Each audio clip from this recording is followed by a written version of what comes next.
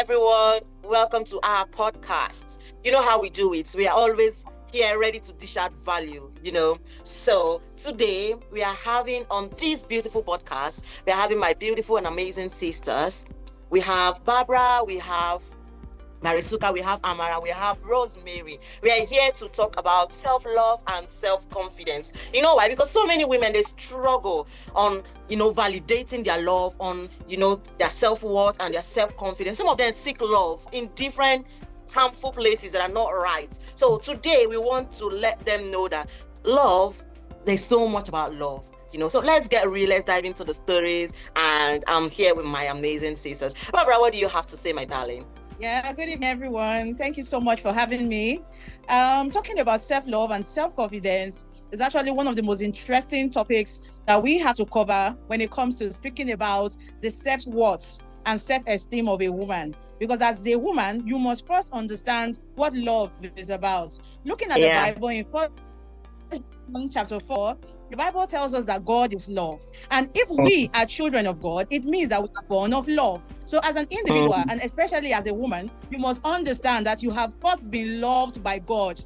Even before you knew him, his love was already available for us. And that is why he created us in his own image and likeness. And he went further to give his son for us. So this shows to us that we have love in abundance. We are born into love. We are full of love, and we only accept love.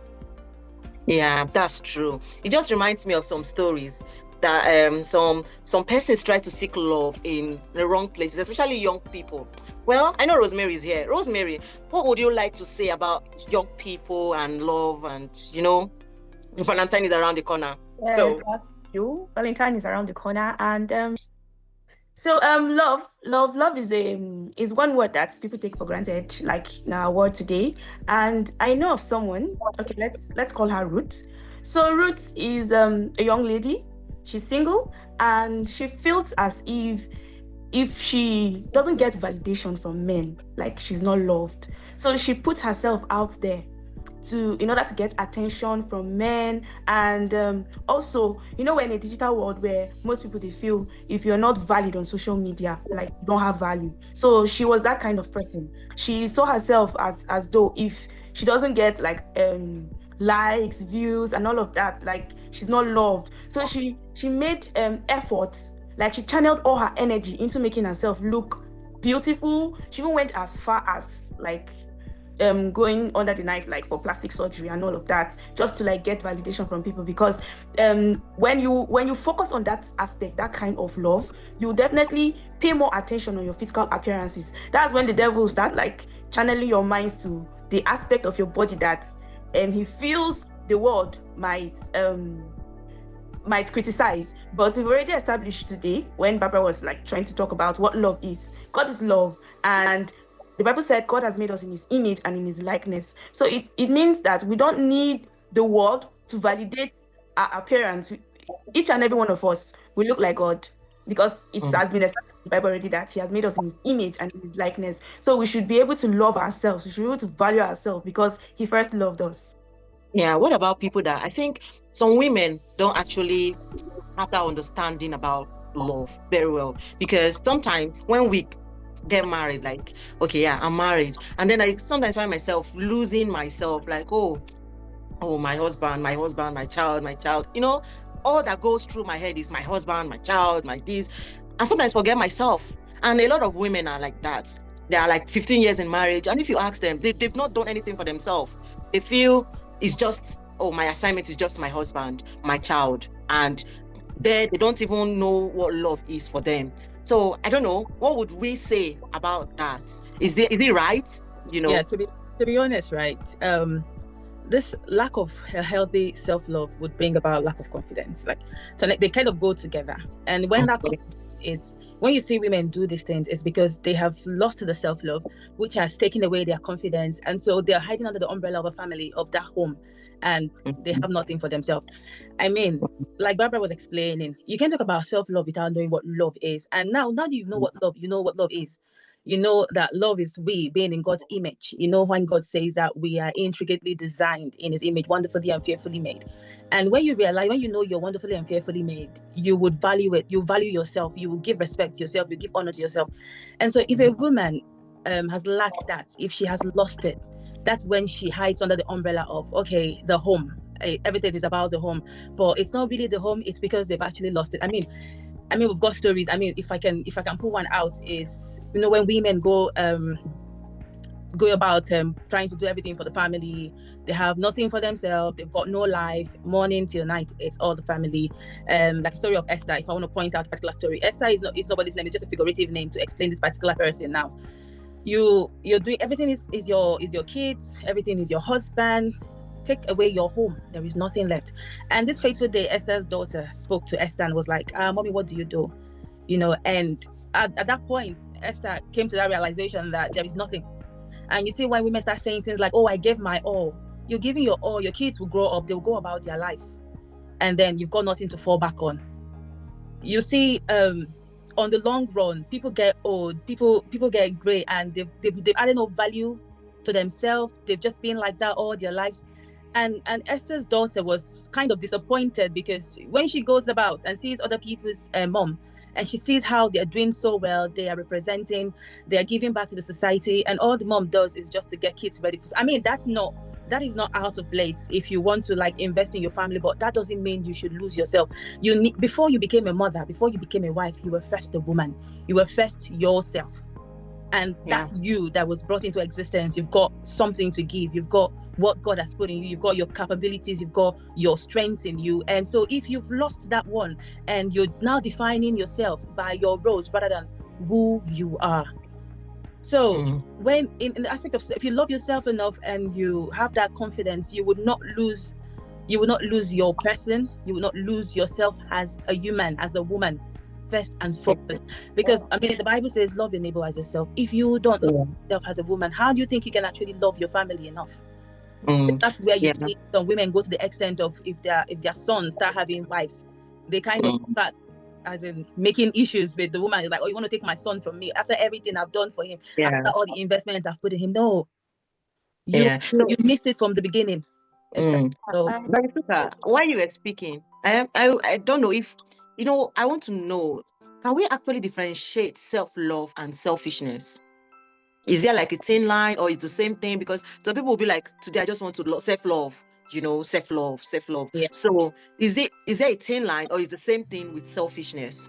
It's actually not the same thing. So now, because of this narrative, some women would want to neglect important responsibilities because they are trying to say, oh, for self-love, I'm prioritizing myself. Even when they see responsibilities, they stay away from that. That's when they become selfish. Now, this is the difference. Self-love is intentional. It's purposeful. Selfishness is when you rob others' happiness for your own happiness.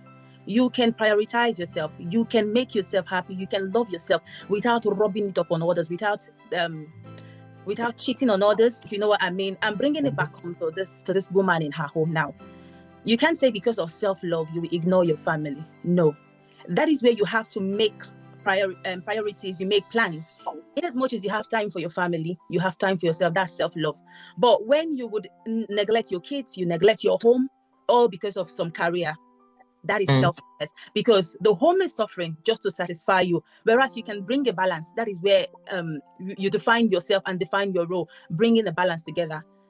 I don't know if that makes any sense. That is where confidence comes in. You're able to maintain your core. You're able to maintain your core as a woman, and at the same time include your home. So that's the difference between self-love and selfishness. Self-love is purposeful, it is intentional, and you're not robbing someone else for yourself. But the point when it becomes you robbing someone else for your own happiness, then that's no longer self-love, that's selfishness. I have a question to ask, like with regards to this discussion.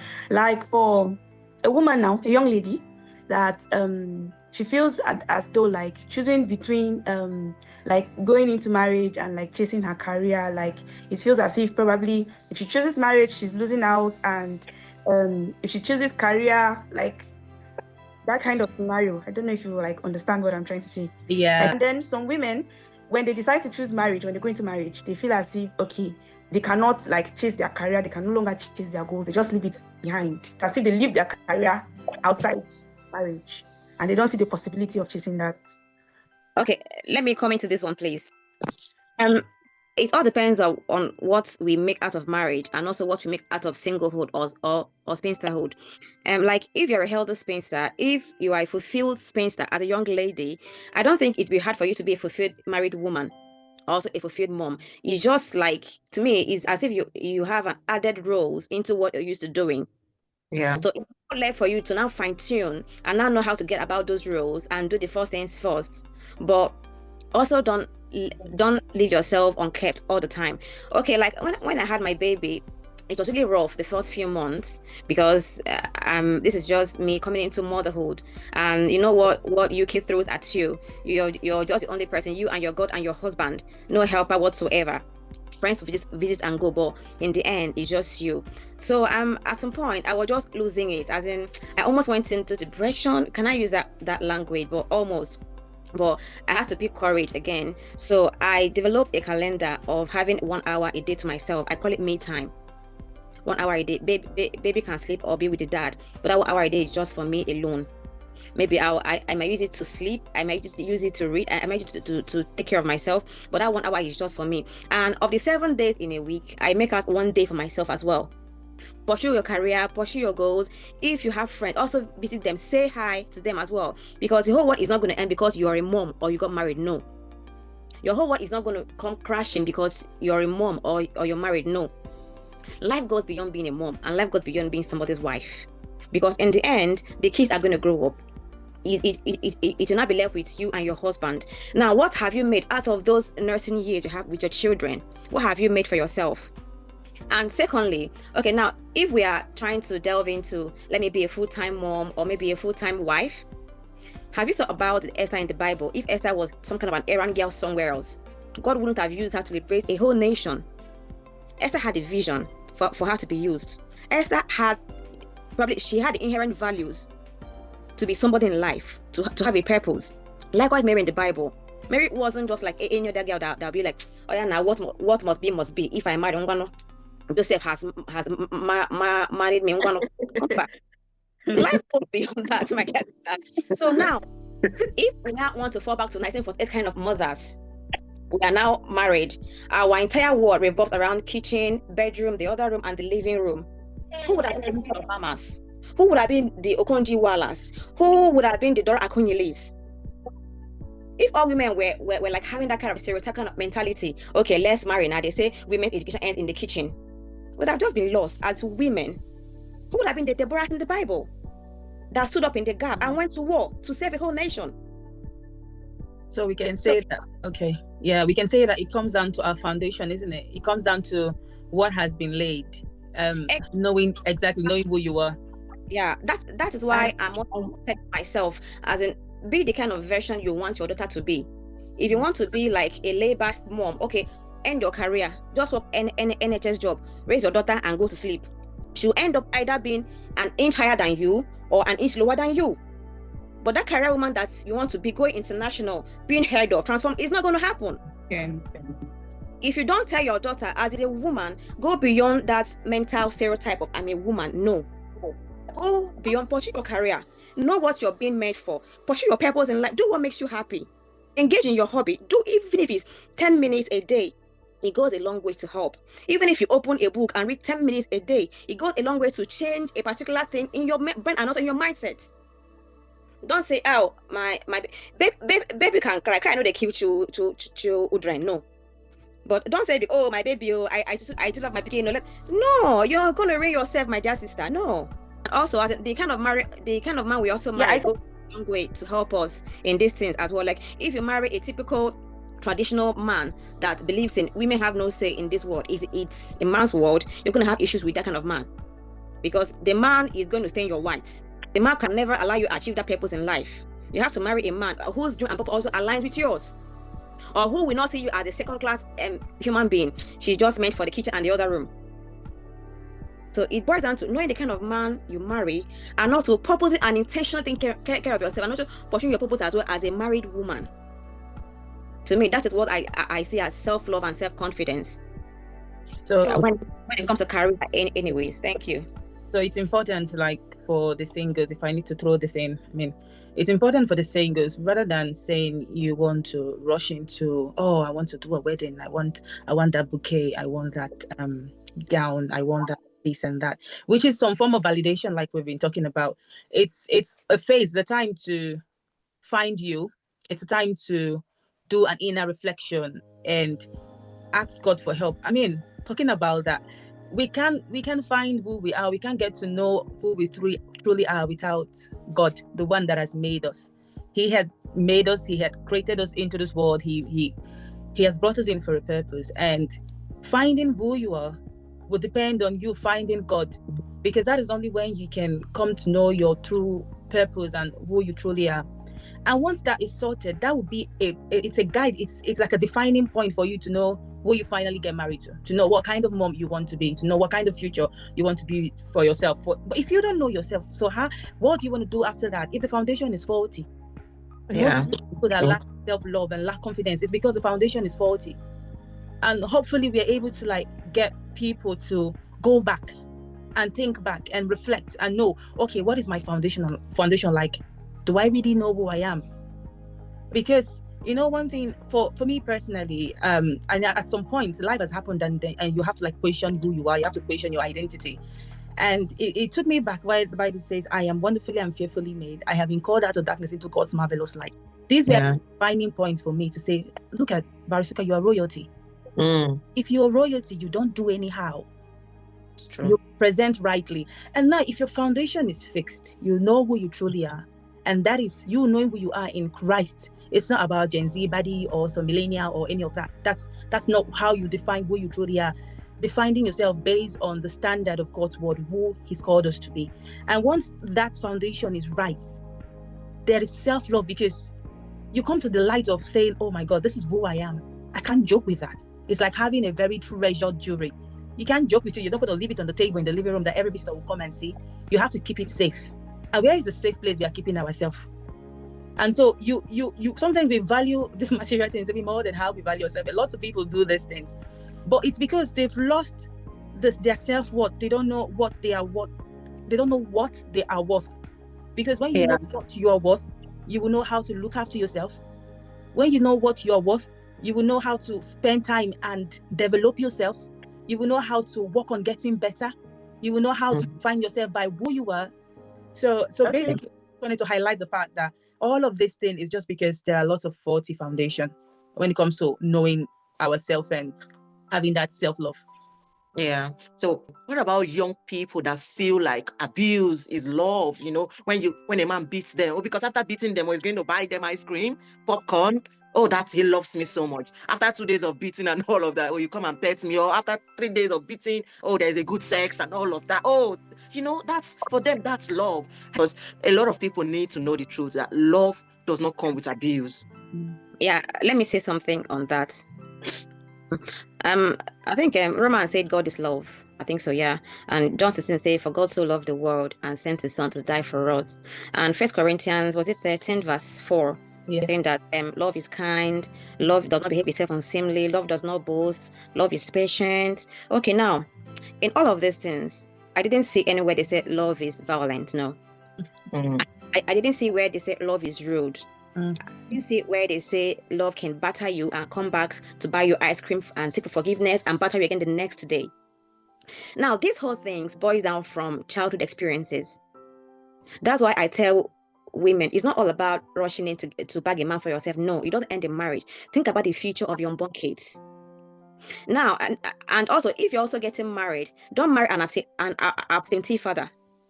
For the sake of your girl child, don't marry an absentee father. It has a lot to do. Training up a girl child is more delicate than training up a guy. I'm saying this for myself because I am the only girl in the house. Now, in psychology, there's what they call electoral complex. Whenever a girl child is up to 3 or 4 years, she's more drawn towards the father. And now that's a delicate time. That time is the defining moment. If that baby girl is going to face rejection tomorrow or not, or if she'll grow up to be a well-behaved and full and completely grown woman emotionally. that little 2 years goes a long way to shape her mindset emotionally. Now, if that girl comes to the father, hello, dada, see my new dress, dada will say, I better get out.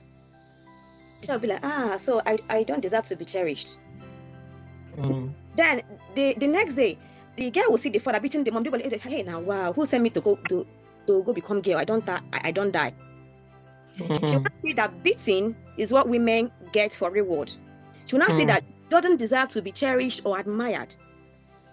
She will not see that for you to get admired, you must pay something, probably sex. But if a girl child, if the father is wise enough, wake up in the morning, you're so beautiful, you're my angel. Nobody is as cute as you in this whole world. I'm your love and you're my only queen. You can't go, that girl cannot go tomorrow and tell her that she cannot believe it. She will say, no, my daddy said I'm beautiful, and I know I'm beautiful. Even if you don't say it, I know I am. So she cannot take any shit from any man. And that same girl will also see the way the daddy also cherishes the mom as well. That girl will be like, oh, so women are meant to be queens. Wow, I can't take anything for less. If you don't treat me like a queen, fuck off. I don't care. Self-worth begins from parenting. When it comes to the girl child, the father or the husband has a lot of role to play in that. The mom as well, but it's actually depends on the father, because the female child is drawn more towards the father, and the male child is drawn more towards the mother. That's what is called the Oedipus complex for the male and the mom, then Electra complex for the female and the dad. So if that moment is being misused or abused, you see a girl growing up and believing that, oh, women are just sex toys. I don't deserve to get any admiration. Before a man will give me something, he must use me. I must go to bed with the man. So that's why this particular girl, whenever she hears somebody tells her I love you, she don't fall her. Oh, so I can be loved. Wow. That girl can pack and go and live with the man without paying bride price and give birth to 4 kids for the man because of I love you. But if she's used to hearing I love you in the house, that I love you will never trigger her outside. You say, yes, you love me, but if you want me to be your wife, come and do what you ought to do. She doesn't care who you are. Yeah. So then, and also apart from parenting, also channel them towards the word of God. What God says they are is who they are. And they should not take the societal norm as what is in vogue. No. What matters more and the ultimate of love is what God says you are, and that is who you are. Like now, Valentine is around the corner. I remember then when we were in nursing school. On 14th February, the hostel go empty. You know what's going to happen now. You will never see anybody on their bunk. And you now probably you'll be like, okay, I will just go to the fridge. You will not see yourself, now wow, I be just be able. But you remember what your father told you at home, that no, you are a princess. You are a princess. You are not meant to be as in taking just like that. No, it's just like going to ShopRite. You must pay for the milk before you take it home. No, you can't steal a milk in ShopRite and go scot free. You are that milk. You are that honey. They should pay for you before they take off the seal. Don't be like another girl. You are a royalty. That's what the Bible show it to her in the Bible. You are a priesthood. You are not just like any other girl. No, you are a princess. So even if she go into the university and say, oh, now wow, the house is empty, I'm not the only girl, so I don't even have a boyfriend. She now knows that my daddy loves me at home. My brothers do. Jesus loves me, so I'm satisfied. Thank you. So as she was explaining that thing, looking at how people grow up and how that is shaping their thought process and making them accept things they shouldn't really accept. And in as much as this is bringing light to say, for the generations coming up, we should be intentional about teaching them how to love themselves. But then for those that are already in existence, they're already facing this thing, they're already dealing with this thing. I hope that this podcast brings like that light to say that you can actually find your way back to self-love. You can actually become that happy woman, not because you were able to make the best meal for your kids or for your husband, but because you're seeing yourself fulfilling purpose. You can actually be happy because you're able to take care of yourself mentally, physically, emotionally, and even spiritually, because sometimes mothers forget to pray for themselves. They're praying only for their husbands and kids. So this is just to bring light to say, we have this, there's just one way to find your way back to self-love. It's still possible. You might have missed it at the start. You might have missed it at the foundation level, but there is hope to rebuild. There is hope to become that person you should be. There is hope to self-love again. There is hope to find your confidence so you could walk out of toxicity. There is hope to to love yourself to the point where you could define yourself more. And I mean, that is what I believe every one of us here is bringing to the table, is bringing to everyone to say that hope is Jesus. Yeah, that hope is Jesus. He can actually reshaping us. He can. I mean, it says that the heart of kings are in his hands. They are like waves of water that he could navigate to whatever direction. That is me paraphrasing right now. And so no matter where anyone had gotten to in the aspect of being lost, be it a young lady, be it a woman that is already 15 years in marriage, you can still find your way back. You can still go to the one that has made you and has created you. You can still go back to him. So that's what I want to add. So irrespective of the background, that shouldn't define you. That shouldn't define us. Now we've seen light. What are we doing about it? We didn't get it right. You didn't get it right from the start. But there is still an opportunity to go past that thing. I just want to ask you a question, Ma, briefly before we end. So what do you have to say about women who struggle, married women who struggle with self-love? So for example, some women, whenever they, get pregnant during postpartum period, either their color of their skin changes, they lose tooth. Like me, there was a time it was as if a growth was, coming out of my nose here. So some persons, they just do a body changes, they grow extra size and they can't come back. And as a result of that, they feel they are not worthy enough to be loved. So what would you say in such a scenario for such women? Okay. So first and first is, as a child of God that we've established that we are, you must see yourself from the eyes of your father. Amara speaking says that a father has a role to play in the life of a girl child. Even if you get married and you have children, you are still a girl child. You are still a girl, It doesn't take you away from the love that your father has for you. It doesn't take away from the shine that his love brings on you. So women usually will feel like, for example, when I got married, I was very slim. I was like this. And then I haven't had a child. The second child came. The third one came. That was how I was, adding up in the right places. And then people will see me and be like, Barbara, what happened to you? You're so big. You are not this big. Oh, no. People will say, go back to the way you used to be and all of that. And it was a struggle for me. And thanks to having a good husband, I will always complain about the way I looked. My belly was big and it has refused to go flat like the way it used to be. I needed to work out. At some point, my husband would be like, have you eaten today?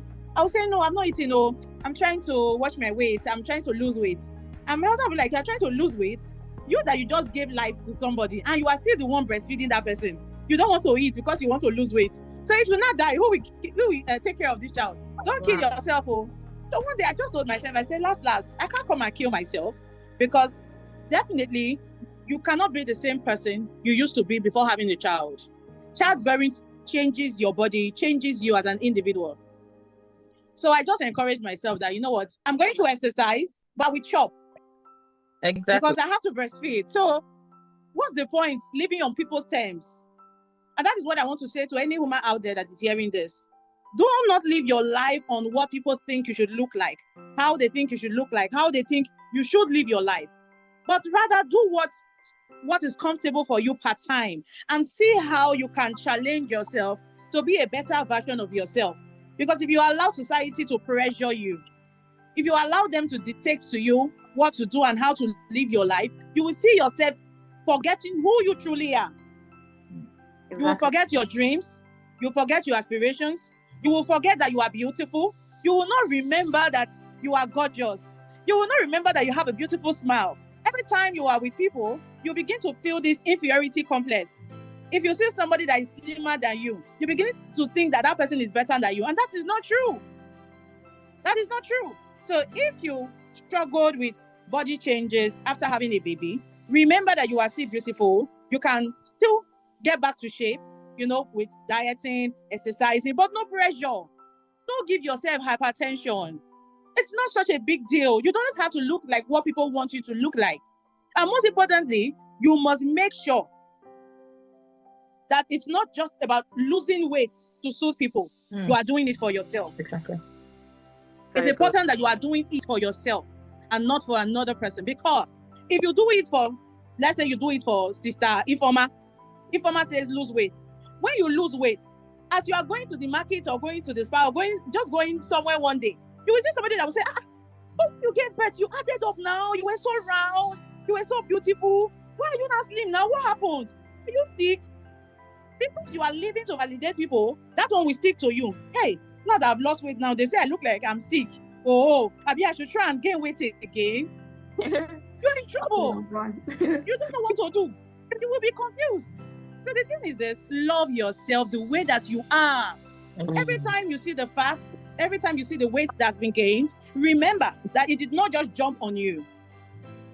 You did one of the most special tasks anyone could ever do, bringing life to the world. You are incredible. You are amazing. You are beautiful. You are gorgeous. You are excellent. You are perfect the way that you are. Can you make changes? Yes, of course. Changes that suits you. You must love yourself enough to know that you are perfect the way that you are. That way, you save yourself from depression. That way, you save yourself from inferiority complex. That way, you are able to bring the light that is inside of you to manifestation. It takes away the darkness that surrounds the mind. When you feel like you are not enough, you are more than enough. This is what I have to say. God bless you. Wow. Yeah, and just to chip into what she has said as well about the body, people should come to know that we have different body types. And so, with this whole trend on social media, I humbled pregnancy humbled the other person. Some persons will take it personal and be like, why did I not humble pregnancy? I mean, I've not gone through that process, but trust me, I give it to everyone that has gone through the process of childbirth. It's no joke.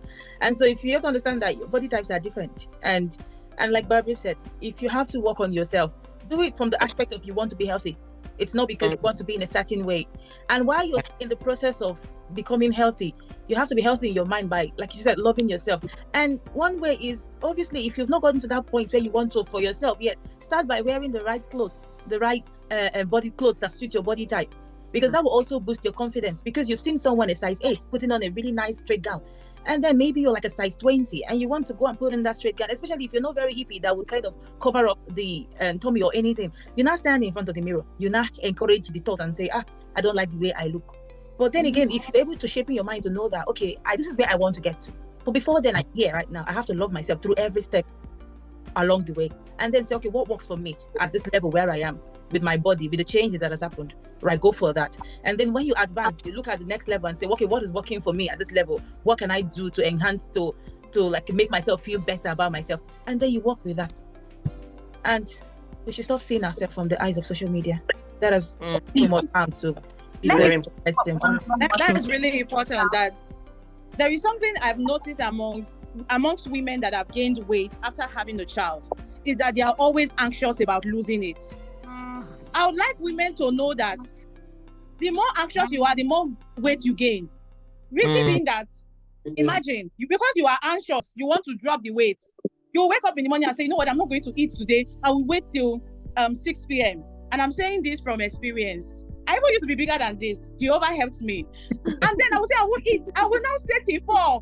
When it's 4 p.m., I'll say, I'm hungry. Oh. Hey, and I used to have ulcer. Like the blood of Jesus. No ulcer, no ulcer. I will not enter the kitchen. I will not carry bread. I will make tea that is thick because hunger is in my belly. Remember, this is 4 p.m. I will eat that bread and tea. I'll say, let me just eat bread and tea. Later, I'll be hungry because you've stayed a long while. You've punished yourself for no reason. And now you are eating towards the later time of the day when you should be guiding your portion from in the morning when you wake up. No, you are starving yourself because you are anxious. So when I've had that at about 4, when it's around 6, 7, I will eat maybe rice and stew. Now, remember, I'm a breastfeeding mother. And my baby will suck well at night. We're not there every now. So when it's around 9, 10 p.m., that I should be saying, okay, I've had good meals in the day. No, all that hunger that I was trying to subdue, they are showing themselves. I will now go to the kitchen at about 11, 12. There was a day I went to the kitchen, I think, at about 11:30. I went to eat oil beans. I will not get weight. And in my mind, it's small. It's small. So the thing is that when you are not anxious, you get clarity. Yeah. You get knowledge. You know how to fix the problem. Okay, so now I want to lose weight. How do I portion my meals? What do I eat in the morning? What do I eat in the afternoon? You are able to work with a plan because you are not anxious about anything. You are doing this on your own terms. You are relaxed. But when you are anxious, you will make wrong decisions, poor decisions, and you will become impatient. And the more impatient you grow, the more it affects your mind that you are not enough. Yeah. I remember then there were times that I used to ask my husband, honey, he'll be like, what is it? This is why your face is like this. Honey, I just want to ask you a question. You say, okay, what? I'll say, honey, do you still love me? My husband will say, if I still love, no, I don't love you. Because you've added weight now, I will automatically stop loving you. I don't know the mother of my children. How could I ever stop loving you? Why was I asking that question? It's not really because I needed to know if he loved me or not. It was because I doubted myself so much that I began to doubt his love for me. And that now placed me in a position where I needed him to validate me.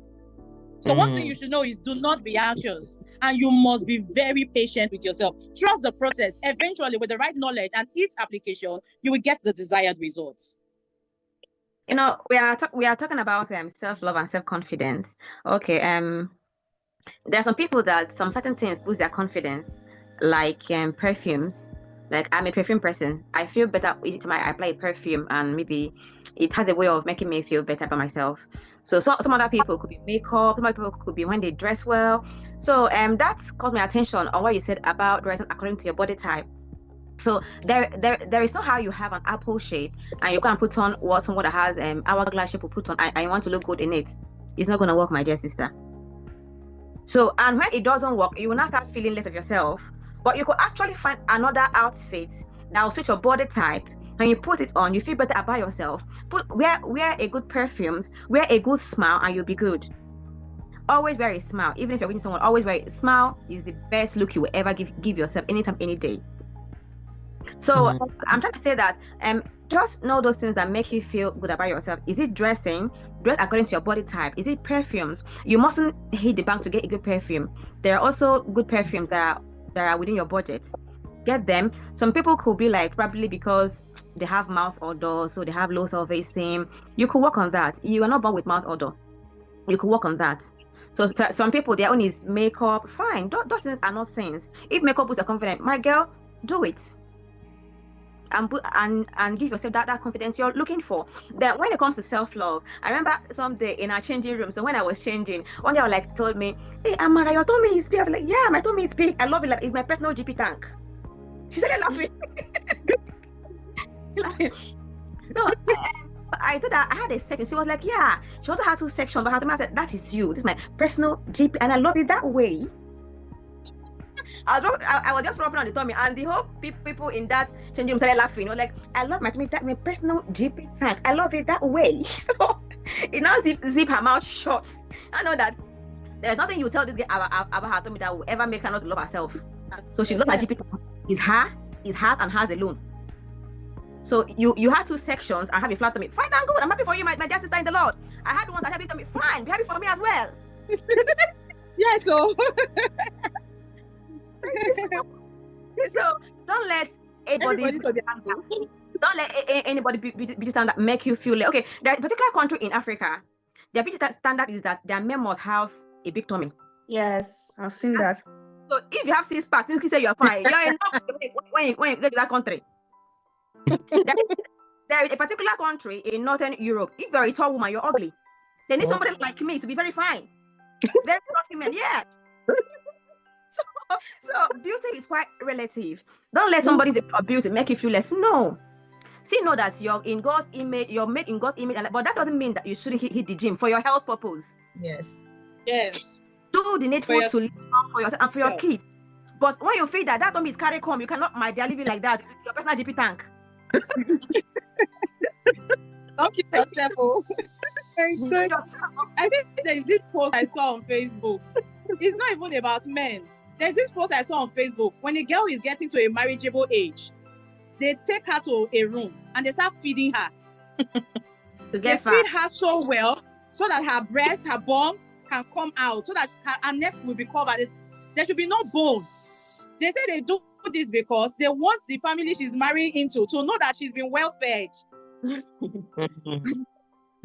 So they cannot now look down on her family and say, whether the husband family will say, oh, this one, I enjoyment today. And I'm like, but this thing will get adverse effect. That's their mentality.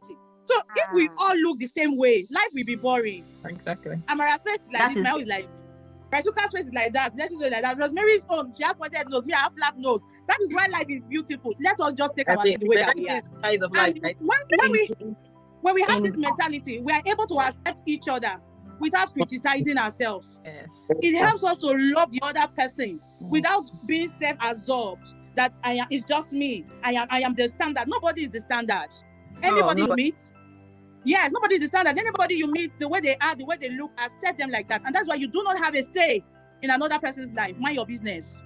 Sure. All right. Thank you so much, beautiful ladies. We've actually talked so well on this topic, and this topic is so rich, and it really brings the point home where whoever is listening to it will understand that, first of all, know what love is.